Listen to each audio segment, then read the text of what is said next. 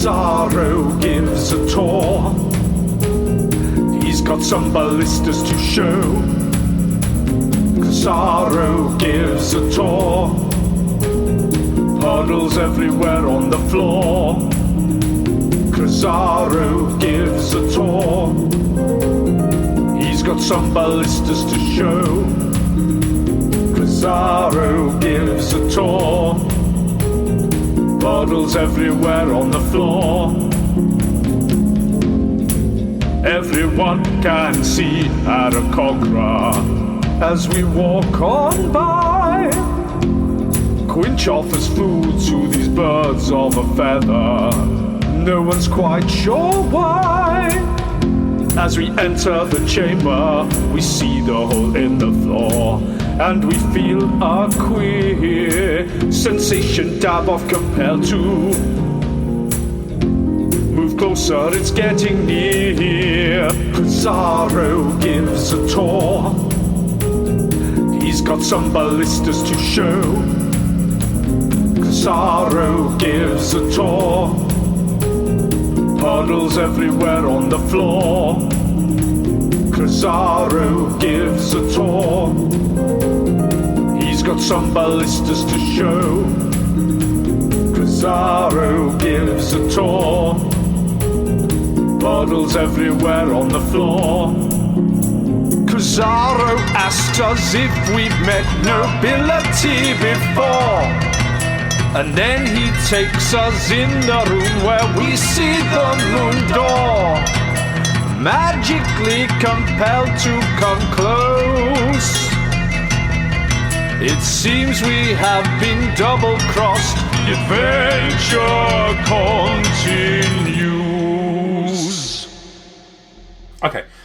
You get, aside from the usual pings that you get off of your colleagues, you get 5 pings from this room. I assume you're going to get closer to the hole. Yeah, I'll have a little wander around, just, Okay.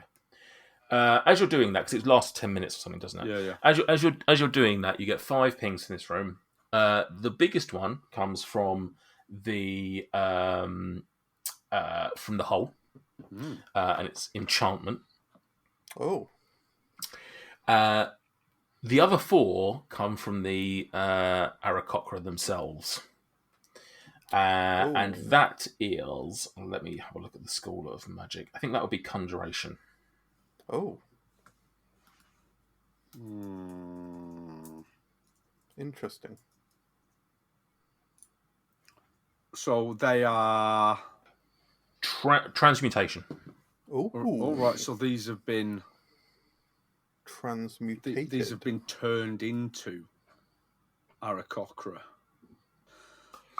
Okay. I will just non-verbally, I'll just say, you're right, Greg, and I'll just give him the unmistakable 5 little nods of the, that well-known non-verbal communication signal of their magic. I got that instantly in my head. I saw your little look, and I was like, he's trying to communicate to me that they're magic. Yeah. And you did that just with the click of the... It was like a click of the tongue, which was then with a little like nod, a raised sort of the negative nod, the upwards nod. It was extremely inconspicuous. Yeah, it's the all right mate nod. The all right mate nod. Has anyone tried talking to him or say anything to him? Not yet. I mean, Quinch just tried throwing some crunchy at him. Yeah. Yeah, I mean That's that's as good as. if anything. Yeah, as I'm sort of wandering around, as I get close to the 9:15 aarakocras, I'll give him an upwards nod, but it's a different one, and it is. I'm just giving him. No, you want a downwards nod at the honeycomb and be like, "Notice that? Fancy?" This is like a really shit Cadbury's advert. Like where a child shares a chocolate bar with like a relative. Roll me a perception as you're getting to that close to that one. Yeah, just flat. 20. Yeah, you don't see the honeycomb anywhere near it. Uh-oh. It's had it away. So it's... I think when it swept its foot or something... It's gone in the hole. Either that or it's been sucked off, yeah. Oh, it's gone in the hole. 100%. Are there any The crumbs honeycomb's around the been beak? sucked off. No, Just no crumbs. get around the right up in there and give it a whiff. I will say to the aarakocra, you right, mate? This one looks at you. Yep. Wow, Doesn't say a word. fuck. Is there anything in the eyes? Give me an insight. Dweezil, Dweezil's. Yeah, Dweezil's probably Dweezil's there. looking. Yeah. Nah, Dweezil sees nothing. He got a 2. Okay, yeah, you just think he's being rude. I'll offer me hand. I'm Dweezil, by the way. He looks down at your hand, and then sort of returns to looking straight forward. Could you drop some more like crumbs on the floor to see if they do get pulled towards the hole? Yeah, I mean, I would. Well, yes. I mean, I won't waste any more honeycomb, but I can. I'll throw a couple of Worth teeth. its weight in on the gold, floor. that is. A couple of teeth going on the floor. Okay, Of course they are. you throw them to basically the sort of same area that you threw the honeycomb. With a little bit more power, because as our theory is developing about the hole, I assume Quinch has basically noticed. Maybe Dweezil gestured towards the floor crunchy, and Quinch nods and throws the teeth. I mean, there's a lot non-verbal, but Okay, you throw a couple of teeth towards basically the same sort of area that the honeycomb went, next to the 9:15 aarakocra. Weird sentence. Dweezil, you're still stood there, right? Yeah. I've still got my hand out. Okay. You as the teeth come to a little sort of clatter next to it. You see its foot just sweep them, sort of passing them very delicately towards the hole. ooh, fuck me, mate. Guardians of the Hole. It's sketching me right out. Anything else you guys want to talk about or do before you're rejoined? I mean, you have a limited amount of time. How many of us are aware that there's something weird going on with the aarakocra? Roll me a nature. Yeah. Roll me a nature or an insight. Nature or insight, whichever you. I will do nature. Oh, natural 20. Okay. Yeah, I mean, you've seen a few of them around the place now. You've picked up on them just being a little more sort of. Yeah, they just don't feel particularly Okay, so organic. what I'm going to try for a better word. is I'm going to go on a bit of a whim and... no, that's not going to work. I was going to say if I try to use like a talk of animals to see if it's like an animal that's been transfigured. But that's a bit metagamey, knowing that what... Yeah, because you don't know... From his... All at the moment, the only people that know that something magical's happened is Stuart and Greg, and even Greg doesn't know the full extent. He Do you know just what? knows. Krill gets a real odd feeling about one of them. He's gonna Not metagaming at all. no, because you just told me I did a nature check, and I got a feeling that it's not very natural. So I'm fucking hell. I can't remember about doing this. I'm just gonna go up behind one of it and just try and like just grab a little just grab a feather and just Ooh, yeah. don't like. Can I just go back 20 minutes ago when Stuart assured Crisaro that you were a serious man? We're definitely doing that, are we? Yeah, that. I mean, I've said it now. Yeah. Interesting. Just a loose looking one. See any loose looking feathers? Sam, I'm going to give you one last chance to decide if you want to do this. I'm not telling you. Is that violence? Is that? I mean, if you were standing guard somewhere and someone came up behind you and grabbed the back of your head, your hair, I think there's an element where you'd be like, I want to do it so bad. No, I'm going to leave it. I'll leave it. I appreciate the chance to retcon. I've seen the error of my ways. That's stupid. I would Crow can't fly, right? Yeah, definitely not. Maybe once session's over, you could give me a little message about what might have happened if I'd done that. But, okay. we'll see the hole, right? We'll leave it at the moment that I don't do that. But I'll give you a clue, right? I'd like it noted for the record that I do want to. I'll give you a clue. You're stood in a cloud castle with one of the guards of the Cloud Castle, and you're about to essentially show even a modest level of aggression towards them. All right, that's fine. I'm going to leave it. I think I think you can probably go to the next point of what might have happened. Yeah, after that. I appreciate that. Yeah, fine. Okay, as you were. Okay. Anything else you want to do to investigate that doesn't involve aggravating? I'd like to have a look at the statues, if I can do that without causing any offence. Are you going to smash one of them or something? Or? I'd like to go and have a little look at the sort of relationship between the statue and the spear. I mean, also when I get close to them as well, just to make sure they don't ping off any magic. Yeah. Like a little sonar. I'm a bit concerned about these statues. Okay, so you head on over to them. They are. Let me just double check what it says about these.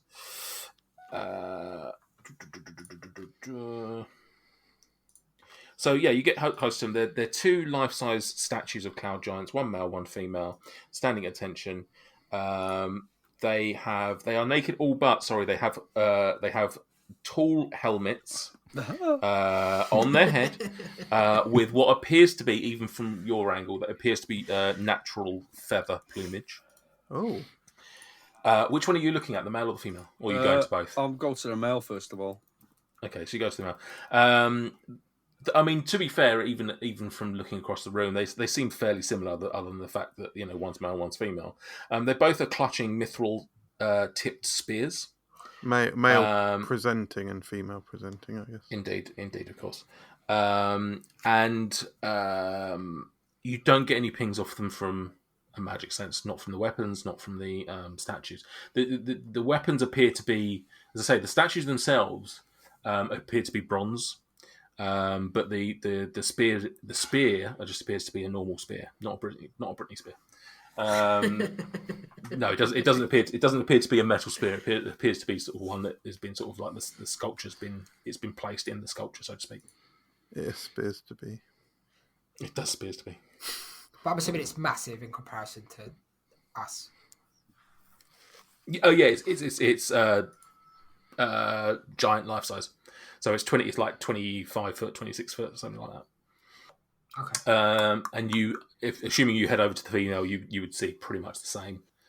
They both look very, when you see like Greek statues of just like perfect beauty, they are just two beautifully, specimens of giant.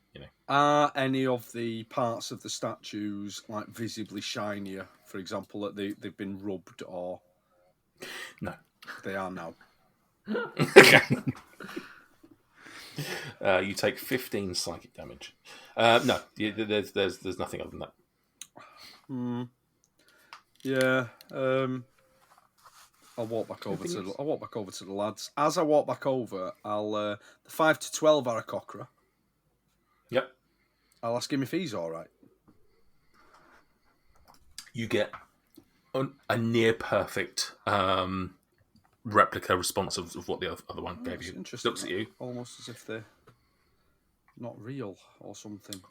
Looks at you, looks back to its duty. Yeah. Where are they sort of absent-mindedly looking when they're just in there? Staring off into the distance. When you see someone who's daydreaming and they're just sort of not looking at anything. Yeah. Very much that. Can I go look down the hole? I've already had a look at the female statue. Very good. Yes, you can, Taboff. Seeing as I sort of felt myself pulled towards it. Be careful. Can I walk past the aarakocra and just go, I'm going to look at this hole? Is that all right? Give them the thumbs up. I don't want them to be like, get the fuck away from the hole and then attack. No, he doesn't. The guy that mentally got dragged towards the hole, checking out the hole, is probably not the best idea. Be all right. I'm curious at this point. You carry on walking. You get past the aarakocra and he says nothing to you. Just doesn't stop you or anything like that. I just whisper. Give me another wisdom saving throw then, please. Once you get to that point. Wisdom saving throw. Once you get, essentially, when you're right by the aarakocra. Cool. I'm going to use a luck point to re-roll one of those. Oh, wow. Okay. Yeah, I rolled at advantage and I got 6 and a 2. Wow. Good rolls today. Hell, that's not much better. I'm going to use another luck point. That's Wow. 17. Okay. You, as you're walking towards it, you hear this and you feel this call to you again.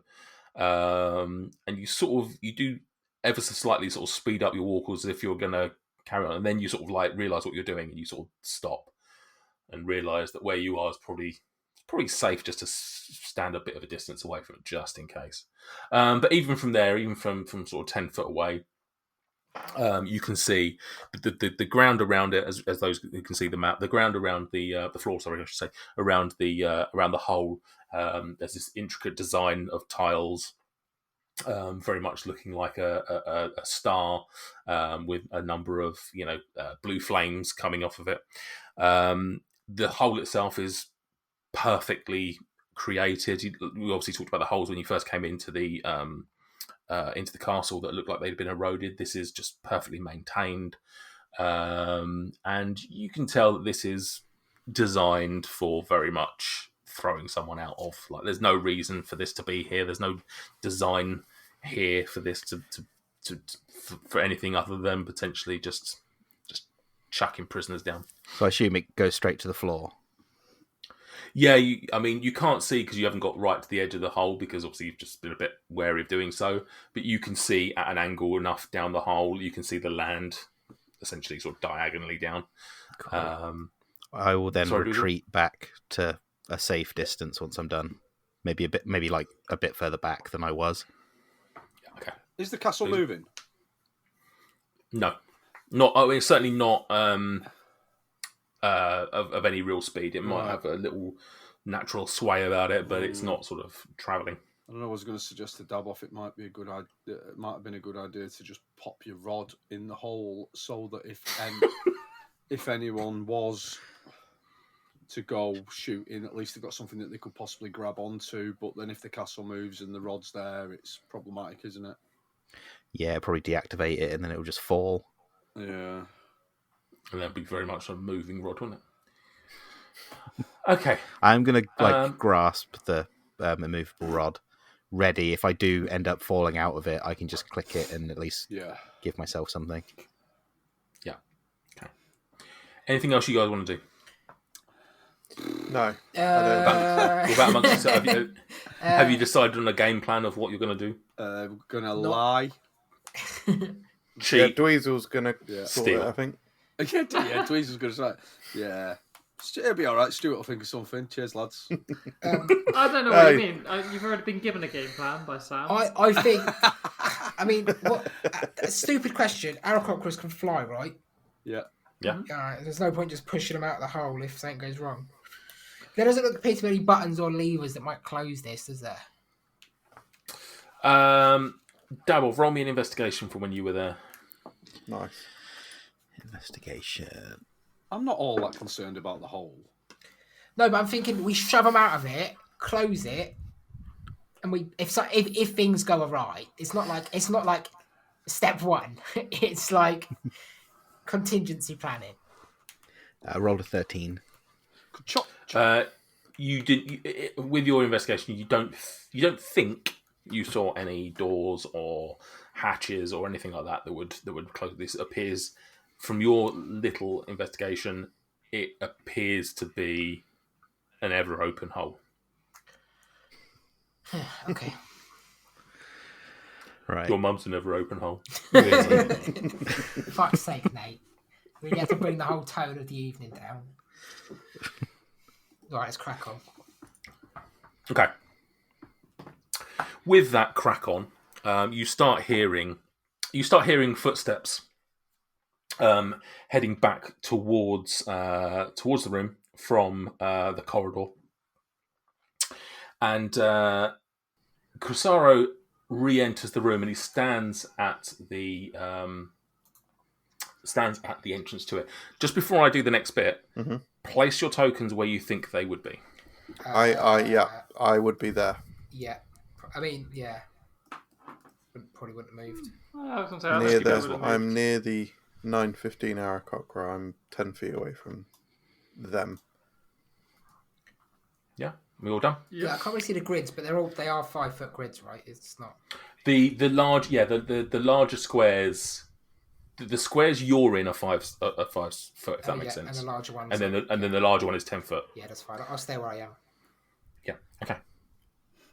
So Crosaro re-enters the room, and he stands at the entrance, and then you sort of see him stand sort of at attention, sort of quite formal, and he says, "All kneel for Lin Amal's protector, Memnor's chosen, the Lady of Masks, champion of the skies, liberator of the clouds, and the fourth of her name, Countess Sansuri." And then walking into the room, you see a woman, a cloud giant female, and she walks straight past you. She pays you no attention, really, and walks straight over and sits at her throne. You take a look at this woman. She is wearing an intricately woven marine-coloured gown. As she was walking past you, she was drifting along, despite the fact that she is, say, 4 or 5 times your height. The grace of her movement was quite something to behold.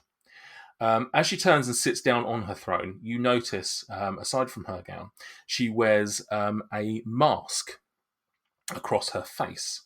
It appears to be made of some sort of opaque glasswork, again, sort of marine tinted. Roll me an insight. Yes. Everybody? Or? Yeah, I was going to say who. Yeah. Everybody who wishes to. 13. What was that, double? 17. 17. Don't worry about Anyone it. beats? 16. 16. Essentially, anyone above a 15. You can see from the expression on this mask, albeit it's obviously glinting from the light and things like that, and the fact it's glasswork itself. You can see that the expression on this mask is one of it's quiet welcoming. It's almost like the Mona Lisa, right? It's got this sort of it's not exactly a beaming smile on the face, but it's sort of a pleasant sort of welcoming magic without there being any sort of real super expression on it. Creepy. Did it ping when she walked past me? Because I'd still have detect magic up. You would still have detect magic up. Let me have a quick look at what might have happened when she walked past. You would have got a big waft of magic coming from her anyway. No. Other than you got a sense of magic from her, but not any sort of items on her being. Well, you definitely talked it up like it was magic. What? That she's wearing a mask? That She's wearing a glass mask. had this effect on people, and it's really. Do you think the Mona Lisa's magic, Sam? No, I mean the expression on her face is welcoming. Not that it's I thought it might be doing something to like. No. It's just like it's got this sort of wry sort of smile. It's sort of like it's sort of. No, I get it. It's fine now. I just sorry. made an assumption, and Stuart checked it out. We're fine. I mean, you think it's magic in the sense of that was cracking. That does. That's magic. That is. That's magic. And she sits down, and you can sort of see, because it's glass. You can sort of see through the mask. You can see the face behind it, but you can't really make out any of her details. You can just sort of imagine you're looking through like a toilet window, whereby you can sort of see that there's someone there, but you can't see any real detail of the person taking a shit. Yeah. It's that. You can see her skin, but you can't see her eyes or mouth or nose in any real detail. She sits down and she sort of sorts herself out, sort of makes sure her gown's all sat nicely, and she sort of just looks at you. Dabov knelt when she was coming in, as requested. Yeah, Quinch did as well. Great cool curtsy. Yeah. He sees others doing it, and he does it also. Did the aarakocra kneel? They didn't kneel, but you saw them sharpen up to attention. Right. My nobleness, may I stand? I don't know why that's funny.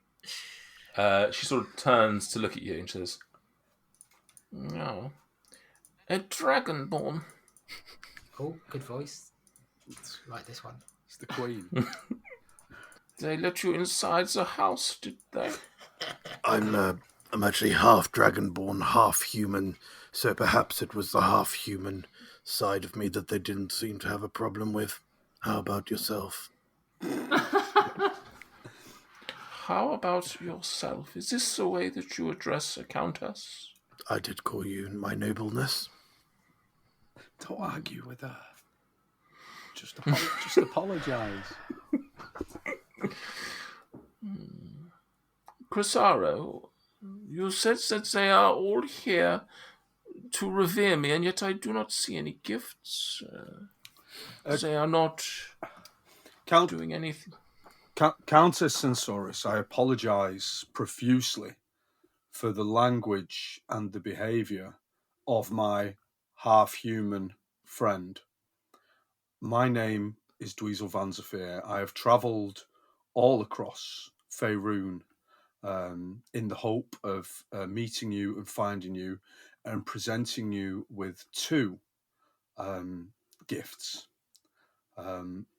However, before I present you with these gifts, I must make it clear to you that I wish to present you with further gifts, but to do so, I require your patronage. The first gift I would like to present to you is a gift that is of monetary value, but also it also shows you how the esteem that I place upon you. And with that, I'm going to pull Loriga's jewelry out. I thought you were going to go for the crunchy.